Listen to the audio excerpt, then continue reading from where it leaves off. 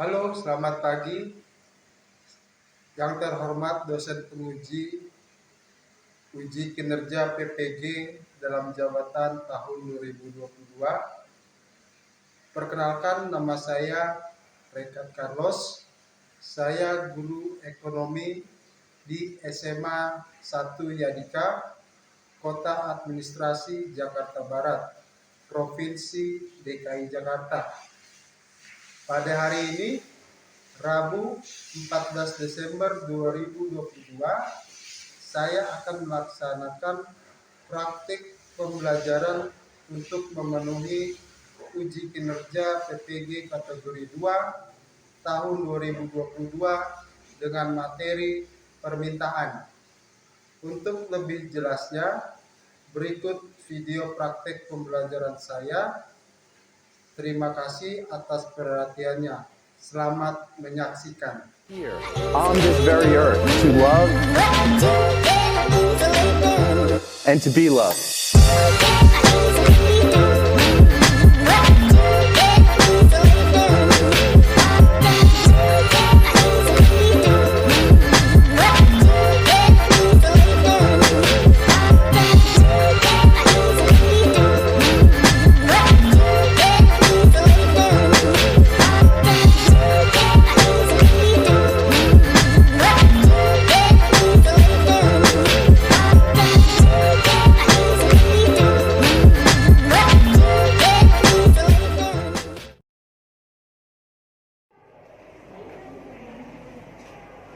Sebelum belajar atau lainnya, mari kita berdoa menurut kepercayaan masing-masing. Berdoa dimulai.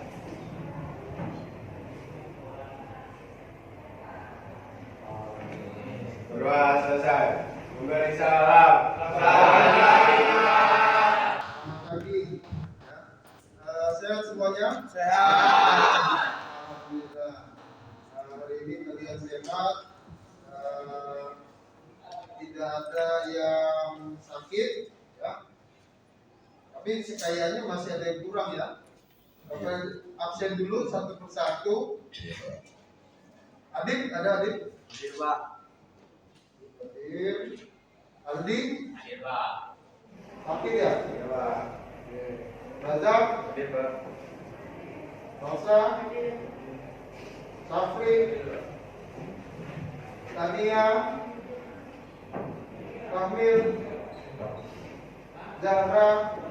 Berarti ada 3 yang izin, sakitnya 1 orang. Jadi total 25 orang yang ada di kelas ini. Ya. Oke, hari ini ya, kita masuk materi yang baru. Ya. Materinya itu masih ada kaitannya dengan materi yang sebelumnya, kegiatan hari terkait dengan kegiatan ekonomi. Ya. Ya. Karena materi ini ada sangkut pautnya itu karena apa? Karena setelah kalian mengetahui apa aja sih kegiatan-kegiatan ekonomi, ya, maka nanti akan muncul namanya materi ini. Jadi berdasarkan kegiatan ekonomi.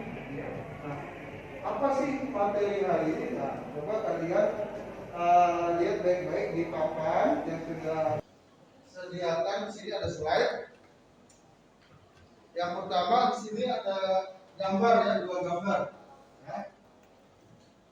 Gambar yang paling kiri atau gambar pertama sebelah kiri itu kegiatannya di mana? Pasar. Lalu yang sebelah kanan Supermarket. Jadi bedanya pasarnya ada pasar tradisional sama pasar modern. Di pasar tradisional dan modern ini ada kegiatan ekonomi, ya, yaitu yang sebelah kiri dan kanan ada kegiatan apa namanya? Membeli dan Menjual. Membeli dan menjual. Kalau dia bilang membeli dan menjual berarti ada namanya apa? Transaksi. Tawar menawar. tawar-menawar antara pembeli dan penjual. Kalau di dalam istilah ekonomi itu namanya khusus untuk membeli itu namanya permintaan. Kalau untuk menjual dinamakan penawaran. Kenapa dia menjual? Karena dia menawarkan barang. Itu istilah di dalam ekonominya. Maka dari itu hari ini kita belajar tentang keseimbangan pasar, khususnya adalah permintaan terlebih dahulu. Kenapa sih keseimbangan pasar, Pak? Ayo, ada yang tahu? Kenapa keseimbangan pasar? Karena adanya di tawar-menawar itu kan. Misalnya, di depan sini, di depan sini. Lihat situ.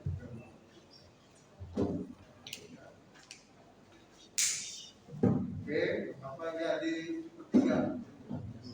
Nah, keseimbangan pasar ya, karena ada tawar-menawar di dalam kegiatan yang tadi digambar yang ini. Ya, ini ada tawar-menawar. Nanti akan terjadi namanya keseimbangan. Ya. Keseimbangan artinya adalah kesepakatan ya, kesepakatan antara pembeli dan penjual. Apa sih yang mereka sepakati biasanya? Harga dan apa? Dan jumlah barang ya. Nah, jadi ada kesepakatan antara harga dengan jumlah barang yang mereka hari ini. Maka dari itu kita satu persatu terlebih dahulu kita membahasnya dari permintaannya dulu atau dari si pembelinya dulu ya.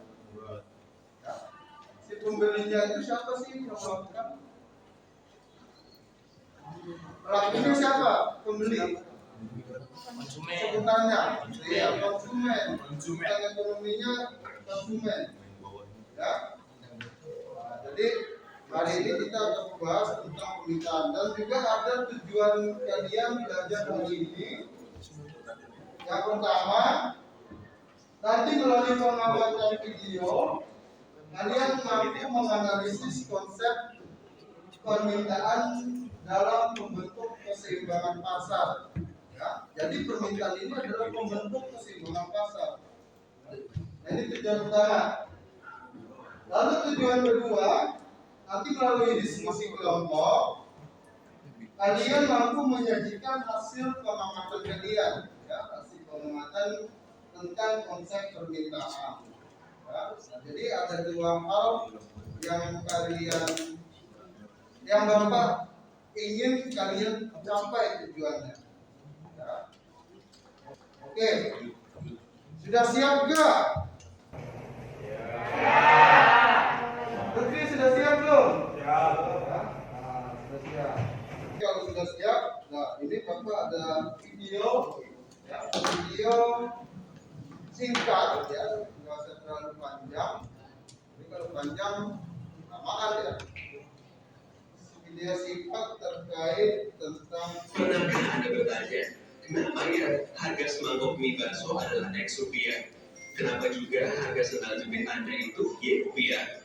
Atau mengapa sih harga tiket masuk bioskop sebesar Z rupiah? Sebenarnya, dari mana sih datangnya harga itu? Dari sekian banyak faktor yang mempengaruhi harga, kali ini kita akan membahas salah satunya, yaitu ukur permintaan dan penawaran. Pernahkah Anda mendengarnya? Secara umum, istilah permintaan bisa diartikan sebagai jumlah barang atau jasa yang diinginkan atau dibutuhkan oleh pelanggan. Sedangkan istilah penawaran diartikan sebagai jumlah barang atau jasa yang tersedia di pasar. Lalu, maksudnya hukum permintaan dan penawaran itu apa? Kira-kira contoh sederhananya seperti ini. Misalnya Anda bayangkan diri Anda sebagai penjual susu murni. Dengan mempertimbangkan berbagai ongkos dan keuntungan yang ingin Anda peroleh, anggap saja Anda menjualnya dengan harga 5.000. Orang-orang mulai berdatangan membeli susu murni di gerai Anda. Dari anak sekolahan, ibu-ibu arisan, sampai bapak-bapak yang hobinya badminton.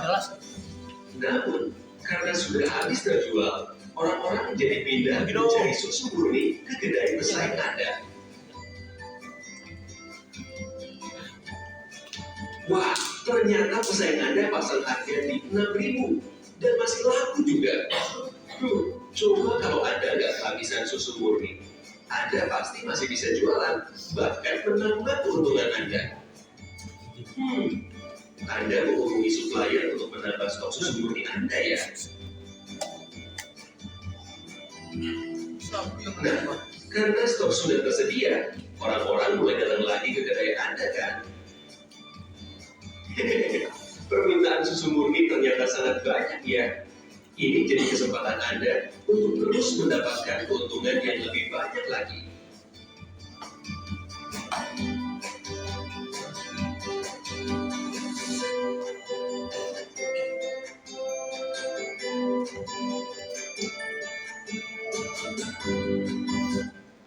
Nah, ya, itu video singkat tentang permintaan, ya. Walaupun tadi ada sedikit menyinggung tentang definisi penawaran. Ya. Nah, sebenarnya memang permintaan dan penawaran tidak bisa dipisahkan, ya. Tetapi memang harus dibahas satu persatu. Ya.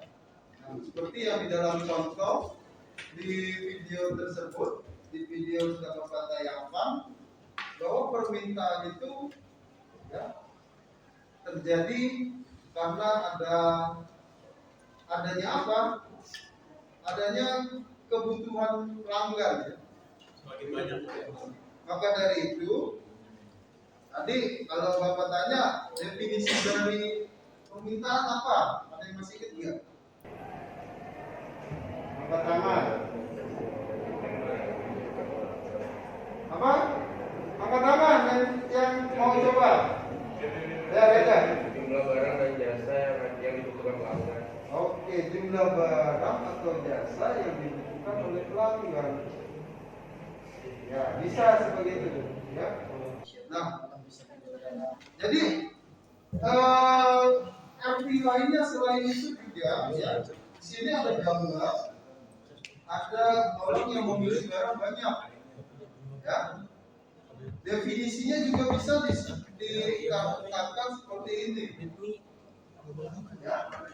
Kesanggupan pembeli untuk membeli berbagai jumlah barang dan jasa pada berbagai tingkat harga di waktu tertentu.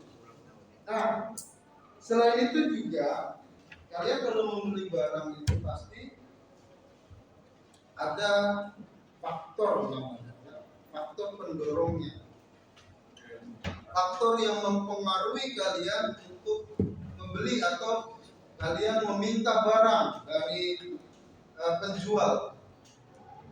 Kira-kira apa? Bapak kasih kode. Nah, kalau gambar nomor 1 ini tentang apa nih? Diskon. Promo. Diskon, ya. Nanti kalau diskon itu mempengaruhi apa diskon? Harga barang, ya. Jadi faktor pertama yang mempengaruhi permintaan itu adalah harga barangnya sendiri. Ya. Kalau diskon pasti akan mempengaruhi harga barang. Nah, ketika harga barangnya sudah turun, maka kalian akan tertarik. Ya, terakhir ini namanya grafik harga emas. Jadi ada tahun 2013, 14, 15, 16 sampai 2022. Ini namanya faktor perkiraan harga.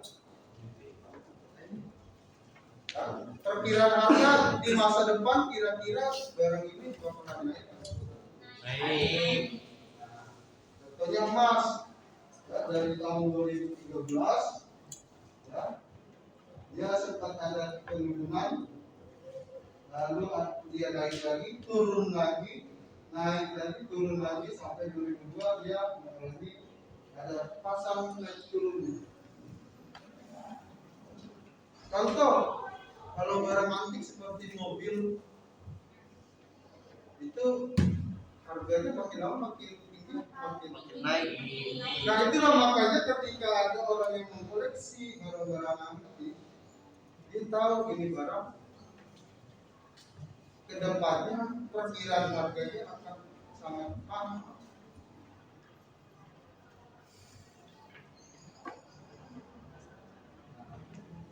Maka dari itu perkiraan harga sangat mempengaruhi faktor. Ya. Nah inilah 5 faktor yang mempengaruhi permintaan. Lalu juga ada hukum permintaan. Ya, kalian kalau membeli barang ya di pasar atau di supermarket, tapi yang bisa ditawar di pasar ya. Kalau harganya turun, kira-kira jumlah barangnya naik apa turun juga? Baik. Kalau harganya kalian minta turunin,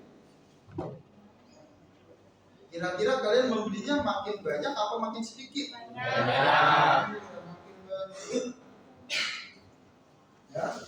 Ketika barang yang ditawarkan dia semakin dikit, ya, yang kalian minta maksudnya, yang kalian makin turun, maka jumlah barangnya akan naik yang kalian order. Atau sebaliknya, kalau harganya naik, maka jumlah barangnya akan turun. Nah, maka dari itu dalam menentukan, nah inilah cara menentukan fungsi permintaan. Ya, rumusnya ini ya. P dikurangi P1 dibagi P2 dikurangi P1 sama dengan I dikurangi 1 dibagi Q2 dikurangi 1. Di mana P itu adalah harga, I adalah permintaan, P1 harga yang diketahui pertama, P2 harga yang diketahui yang kedua. Lalu I1 jumlah permintaan yang diketahui pertama. Lalu Q2 jumlah permintaan barang ya yang diketahui kedua. Ya, nah lebih jelasnya akan Bapak beri contoh seperti ini. Saat harga 20.000 per unitnya, permintaan saja berjumlah 2 unit. Ketika harga 20.000, permintaan barangnya 2 unit. Ya. Namun ketika harga barang 18.000 per unit, maka permintaan surya menjadi 3 unit. Berapakah fungsi permintaan surya? Ya, jadi yang P1 yang mana? 20.000. 20.000. Tuh, keduanya berarti 18.000. Q1-nya 2. Q2-nya 3. Nah, itu sudah kalian sudah dapat. Nah, inilah cara mencari. Ya. Ini rumusnya dulu dipindahkan ya. I dikurangi 1 dibagi I2 dikurangi 1 sama dengan P dikurangi 1 per I2 dikurangi 1. Lalu dibagi lagi, dimasukkan I dikurangi I1, I1-nya berapa? 2. Dibagi ini I2 berarti 3 dikurangi 2 sama dengan P dikurangi P1, P1-nya adalah 20.000 dibagi 8 P2-nya 18.000 dikurangi P1-nya 20.000. Ya, tinggal dimasukkan saja ke dalam rumusnya. Lalu, nah ini ya harus dikali silang dulu sebenarnya ya. Dikali silang seperti Jadi sini udah dapat ya. Min 2000 I sama dengan P dikurang 24.000 ada cara yang ini. Nah, ini P min 2 3 kurang 2 P kurang 20.000 per 18.000 kurang 20.000. Nah, ini kita totalin dulu ya, jumlahkan dulu I kurangi 2 kurang dibagi 1 ya, sama dengan P kurang 20.000 per 18.000 kurang 20.000 adalah min 2.000. Nah baru ini dikali silang dulu ya. Jadi Ki dikali min 2.000 itu adalah min 2.000 Ki ya. Lalu min 2 dikali min 2.000 yaitu plus 4.000 ya. Sama dengan ya ini kalau udah kali 1 ya sama aja ya, P kurang 20.000. Barulah yang 4.000 nya dipindahin ke sebelah kanan ya. Jadi min 2.000 ini dipindahkan ya, ke sebelah kanan, ruas kanan ya, ruas kanan. P dikurangi 20.000 kurang 4.000 0,0005 P. Itu ini dipindahkan min 2.000 ini ketika dipindahkan ke ruas kanan dia menjadi pembagi. I sama dengan P 20.000 dibagi min 2.000. Ini kan perkalian ya. Min 2.000 itu adalah perkalian. Perkalian bagaimana? Min 2.000 kali I. Nah, nanti kenapa sih Pak ini min 2.000 ini ada perkalian, nanti kita akan cari tahu. Ya? Nah, ini nanti hasilnya adalah ya, ini 1 dibagi 2.000. 1 dibagi 2.000 pasti 2.000. Kalau 1 dibagi 2 berapa? 1 dibagi 2 berapa? 24.000 dibagi min 2.000 adalah 12. Ini 12 nya jadi plus. Ya. Lalu ini min 0,0005. Tetap P nya nggak bisa dipisahkan, nggak bisa dihapus. Nah, barulah inilah yang disebut fungsi dari permintaan yang I sama dengan 12 dikurang 0,0005 P itu adalah fungsi permintaan. Inilah ya. Nah, apabila di sini ditambahkan apabila harga barang 16.000 maka jumlah barangnya berapa?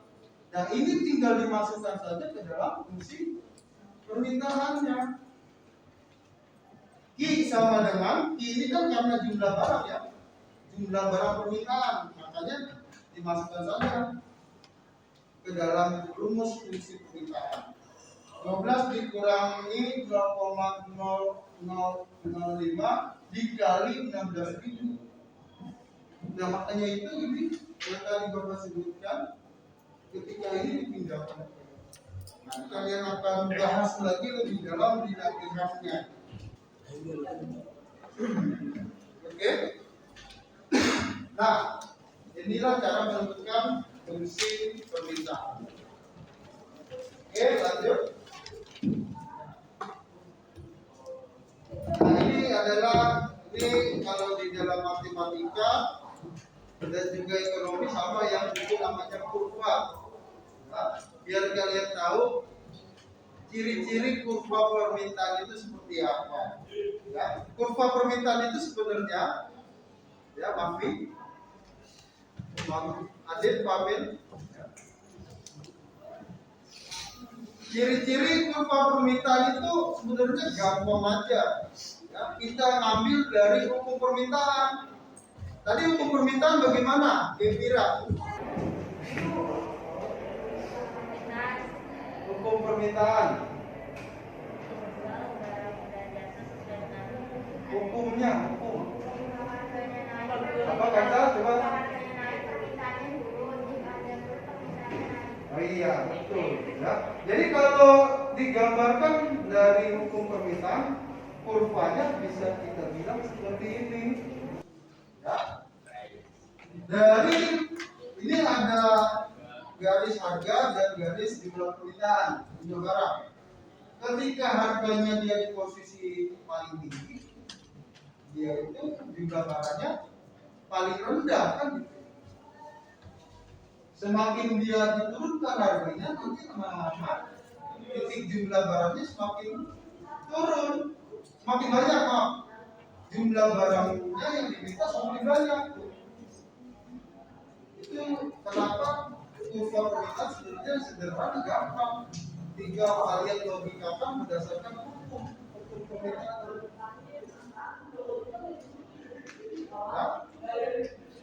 Nah inilah gambar atau kurva dari permintaan. Nah inilah saatnya kalian mengerjakan lembar kerja. Bapak akan menentukan kelompok, jadi mengerjakannya secara kelompok 6 orang satu kelompoknya. Ya, waktu mengerjakannya 25 menit. Lalu akan ada presentasi dari kalian terkait hasil dari diskusi kalian sendiri. Ya, seperti biasa. Bapak bagi kelompoknya aja langsung. Ya. Oke, waktu mengerjakannya yang tadi sesuai dengan waktu 25 menit. Ya, silakan kalau mau bertanya boleh, kalau diskusi bertanya ke Bapak juga boleh. Ya, ini jangan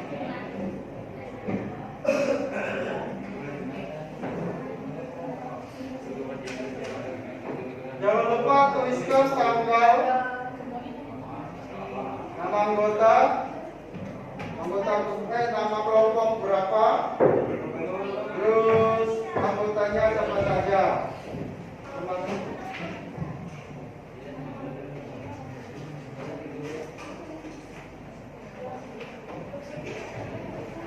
Baca soalnya dulu, baca soalnya apa? Ada nggak?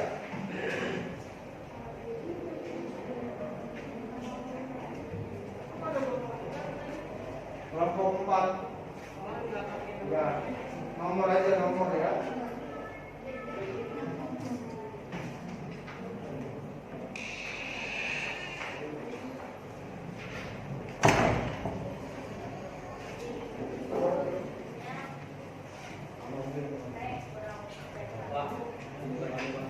Ya.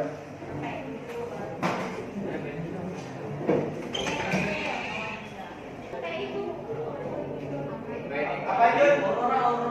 Kan dibagi kan yang adanya 2000-an mas. Ya itu hasil hasil 12.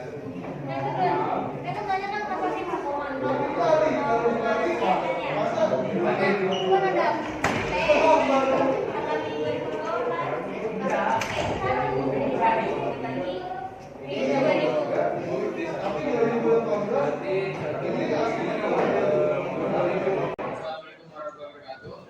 Waalaikumsalam.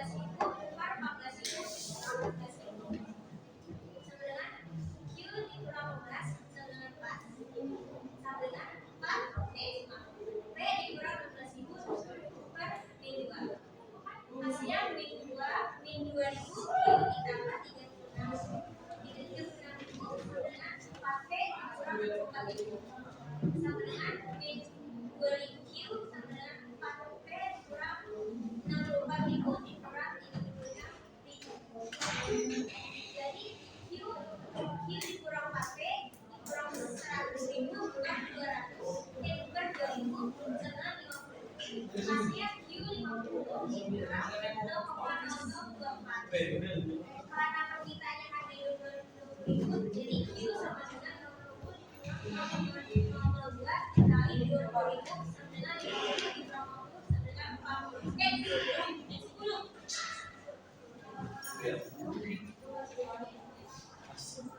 Jika harga barang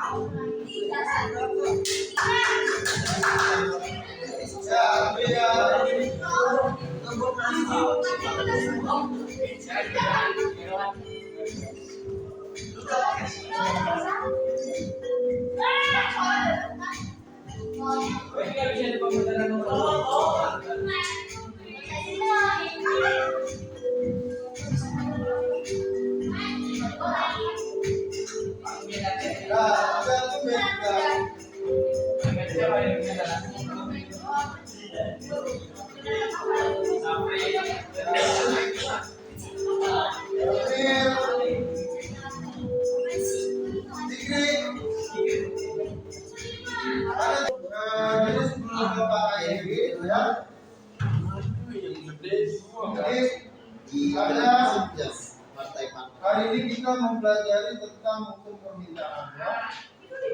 Permintaan itu bagaimana hukumnya? Bahasa hukum permintaan itu ya.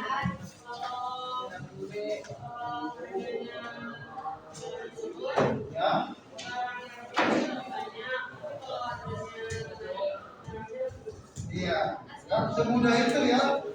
Ternyata permintaan itu. Nah, jadi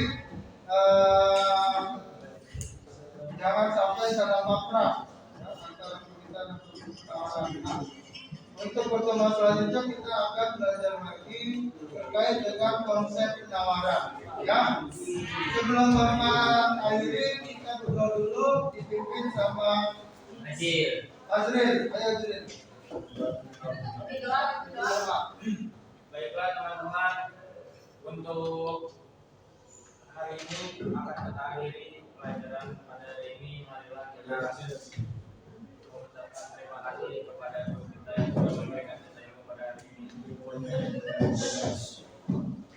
Teman-teman, kita berdoa terlebih dahulu. Berdoa dimulai. Selamat siang.